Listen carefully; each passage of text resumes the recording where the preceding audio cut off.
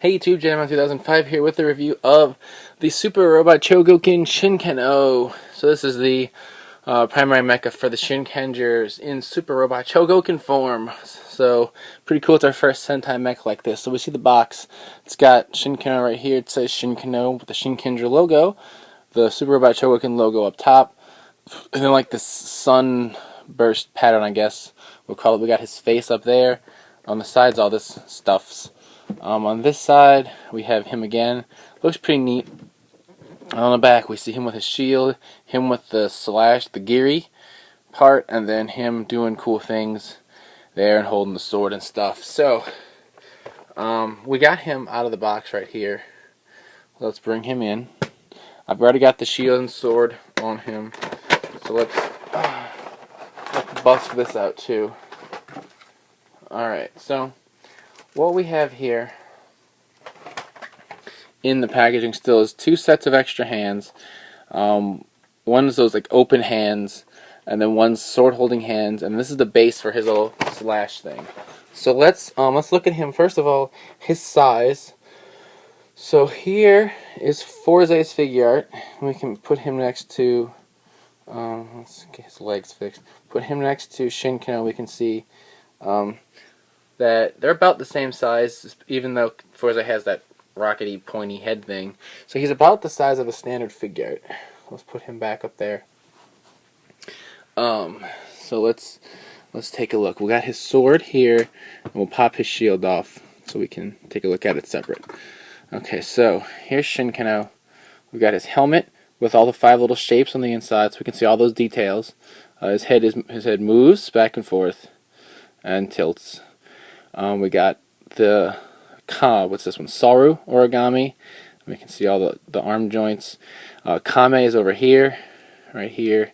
And then if we got full fists and all this fun stuff. It's pretty neat. And we got the lion shishi origami. His head right here. We can see the mouth does not move.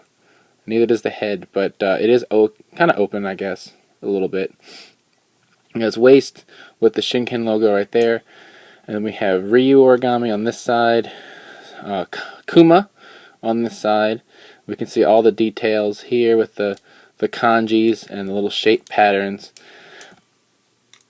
And then you can hear the joints, the ratchety joints here, and his arms. And then like his waist joint, all these have like this. This is like, it gets all like you can hide it, or like I don't know how I could describe it, but oh, look, this moves too. These pieces move. So let's get him standing straight up. There we go. Okay. And oh wow, that can move out for whatever reason. I'm not sure why you would want it to do that. Well, I guess if you were lifting his arm up or something. So this is pretty neat. The arms, all the joints. I'm trying to figure out the best way to explain this, and I can't. He's very articulated. That's a good way to describe it. Very articulated, and then you can get extra motion. Him not so much, it looks like, but the other ones, which we'll do when we get to Go-Kaio and stuff, we can really see it there. But you can see the feet move every which direction. You can see in there with the Kuma. This is making me look stupider the more I talk. So I'll stop talking about that. And let's get his sword.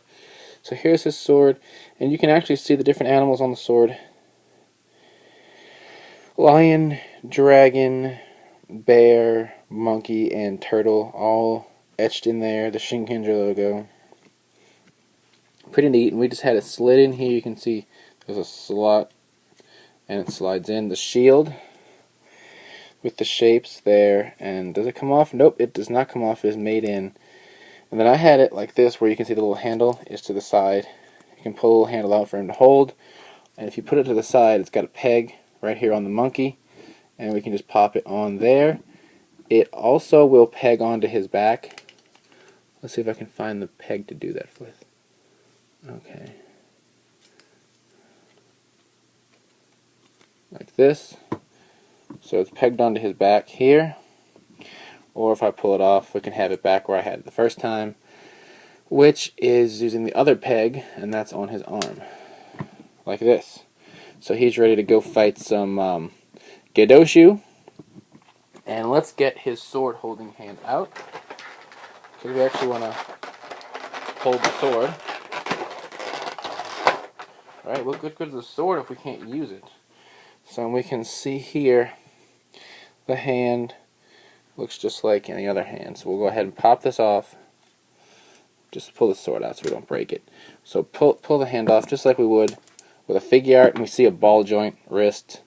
So same standard like Tamashii figure changing of the hands. Go in, dude. There we go. So we got that. Let's get his sword in there. Oh crap. It wasn't in all the way.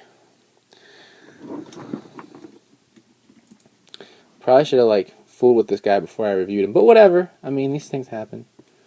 This is our first SRC, so we're not gonna have a spot-on perfect review at first. All right, so here we go. Got the sword. Let's move this hand out the way. We can have it in a guarding position in front of him, and then let's get the slash part out. Should have opened this sooner.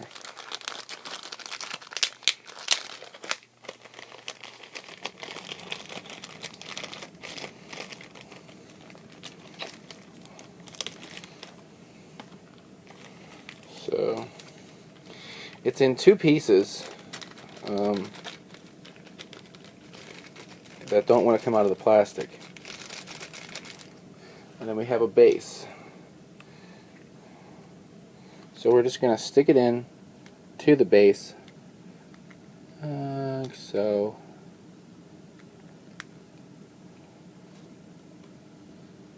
oop, I want to put it in upside down, look like an idiot. Alright, so we got it here, and basically it just tilts like this, like it's split open. So I believe this is the kanji for slash, and then if I just take, see, and I can pop his hand back off the wrist because he is an ass bag, like that. So I can open this up and then make it like he just slashed through it, like this. See, and that's pretty neat. I mean, it looks awful because I'm kind of retarded when it comes to posing things, but if you were an intelligent human being and could do it properly, it would look awesome, like the box shows. See, the box, because they're intelligent human beings, shows it much better than I do.